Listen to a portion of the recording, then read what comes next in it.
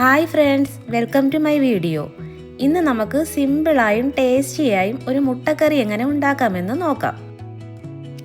ചപ്പാത്തിയുടെ കൂടെയും ഇടിയപ്പത്തിൻ്റെ കൂടെയുമൊക്കെ ഈ കറി നമുക്ക് ഒരുപോലെ സെർവ് ചെയ്യാം.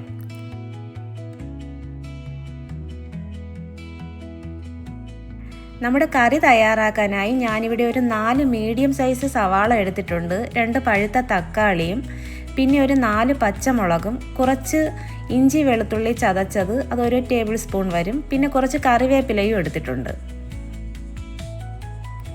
കറി തയ്യാറാക്കാനായി ഞാനിവിടെ അടുപ്പത്തൊരു കടായി വെച്ചിട്ടുണ്ട്.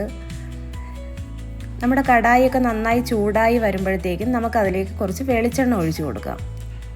ഞാനിവിടെ ഒരു 2 ടേബിൾ സ്പൂൺ വെളിച്ചെണ്ണ ഒഴിച്ചു കൊടുത്തിട്ടുണ്ടേ. ഇനി നമുക്ക് വെളിച്ചെണ്ണയൊക്കെ ഒന്ന് നന്നായി ചൂടായി വരുമ്പോഴത്തേക്കും അതിലേക്ക് കുറച്ച് കടുകിട്ട് പൊട്ടിക്കാം.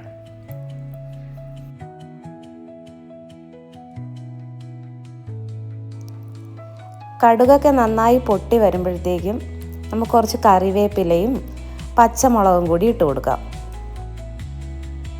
ഇനി നമുക്ക് സവാളയും കൂടി ചേർത്ത് നന്നായി ഒന്ന് മിക്സാക്കി കൊടുക്കാം.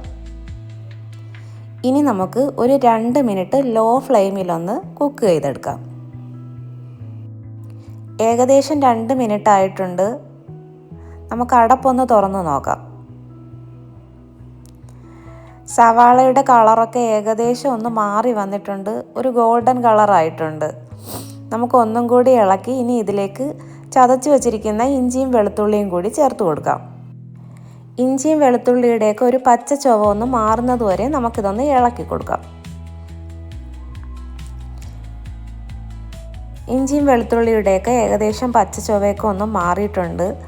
ഇനി നമുക്ക് തക്കാളി ചേർത്ത് കൊടുക്കാം. ഞാനിവിടെ നല്ല പഴുത്ത തക്കാളിയാണ് എടുത്തിരിക്കുന്നത്. നമുക്കിനി തക്കാളിയും കൂടി ചേർത്ത് നന്നായിട്ടൊന്ന് ഇളക്കി കൊടുക്കാം.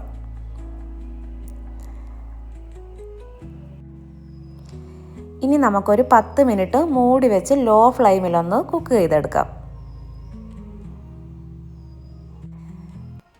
നമ്മുടെ സവാളയും തക്കാളിയും എല്ലാം നന്നായിട്ട് വെന്ത് വന്നിട്ടുണ്ട്. ഇനി നമുക്ക് പൊടികളൊക്കെ ചേർത്ത് കൊടുക്കാം.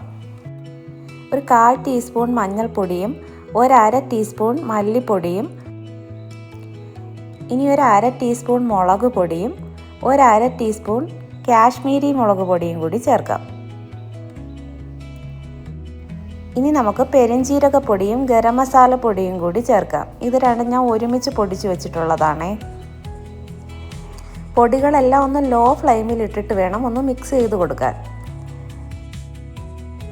പൊടികളെല്ലാം ഒന്ന് നന്നായി പച്ചച്ചുവ മാറുന്നത് വരെ നമുക്കൊന്ന് ലോ ഫ്ലെയിമിലിട്ട് തന്നെ മിക്സ് ചെയ്തെടുക്കാം.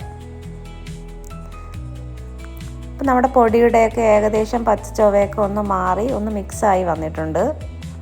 ഇനി നമുക്ക് ഗ്രേവിക്ക് ആവശ്യമായിട്ടുള്ള വെള്ളം ഒഴിച്ചു കൊടുക്കാം. നിങ്ങൾക്ക് എത്ര ഗ്രേവിയാണോ ആവശ്യമായിട്ടുള്ളത് അതിനുള്ള വെള്ളം ഒഴിച്ചു കൊടുക്കുക. ഞാനിവിടെ ചൂടുവെള്ളമാണ് ഒഴിച്ചു കൊടുക്കുന്നത്. 1/2 കപ്പ് വെള്ളം ഞാനിവിടെ ചേർത്ത് കൊടുക്കുന്നുണ്ട്. ഇനി നമുക്ക് നന്നായിട്ടൊന്ന് മിക്സ് ചെയ്ത് കൊടുക്കാം. ഇനി നമുക്ക് ഉപ്പൊക്കെ ഒന്ന് കറക്റ്റാണോ എന്ന് ചെക്ക് ചെയ്ത് നോക്കാം. ഞാൻ ഉള്ളി വഴറ്റിയപ്പോഴായിരുന്നേ ഉപ്പിട്ട് കൊടുത്തത്, അപ്പം കുറച്ച് കുറവുണ്ടായിരുന്നു. കുറച്ച് ഉപ്പും കൂടി ഇട്ട് കൊടുത്തിട്ടുണ്ട്. ഇപ്പോൾ ഉപ്പൊക്കെ കറക്റ്റാണ്. ഇനി ലോ ഫ്ലെയിമിൽ നമുക്കൊരു 5 മിനിറ്റും കൂടി മൂടി വെച്ച് കുക്ക് ചെയ്തെടുക്കാം. ഇപ്പോൾ ഒരു 5 മിനിറ്റ് ആയിട്ടുണ്ടേ. ഇപ്പോൾ നമ്മുടെ ഗ്രേവിയൊക്കെ നന്നായിട്ട് കുക്കായിട്ടുണ്ട്. ഇനി നമുക്ക് മുട്ട കൂടി ഗ്രേവിയിലേക്ക് ചേർത്ത് കൊടുക്കാം. ഞാനിവിടെ ഒരു 6 മുട്ട പുഴുങ്ങി വെച്ചിട്ടുണ്ടായിരുന്നു. നമുക്കിനി അതും കൂടി ഇതിലേക്ക് ചേർത്ത് കൊടുക്കാം.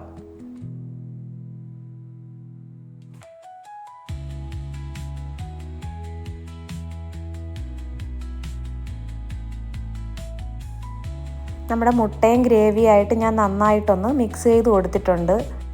നമ്മുടെ സൂപ്പർ ടേസ്റ്റി ആയിട്ടുള്ള മുട്ടക്കറി ഇവിടെ റെഡി ആയിട്ടുണ്ട്. ഇനി നമുക്കിതൊരു സെർവിങ് ബൗളിലേക്ക് മാറ്റാം. ഈസിയായും ടേസ്റ്റിയായും ഉണ്ടാക്കാൻ പറ്റുന്ന ഈ കറി നിങ്ങൾ ഉറപ്പായും ഉണ്ടാക്കി നോക്കിയിട്ട് ഫീഡ്ബാക്ക് അറിയിക്കണേ. നിങ്ങൾ എൻ്റെ ചാനൽ ആദ്യമായാണ് കാണുന്നതെങ്കിൽ please like, share and subscribe.